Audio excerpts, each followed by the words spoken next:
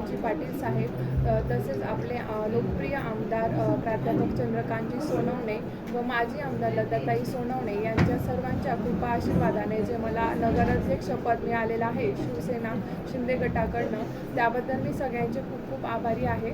तसेच आज माझा जो हा सोहळा आपण पार करत आहोत, तर मी चोपड्याच्या जनतेला एकच सांगू इच्छिते की चोपडा नगरीचा विकास करायचा ध्यास आम्ही हाती घेतलेला आहे.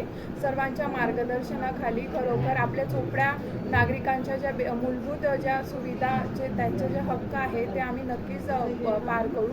आपल्या नगर परिषदेत आपल्याला खूप चांगले अधिकारी लाभलेले आहेत, खूप चांगला स्टाफ लाभलेला आहे.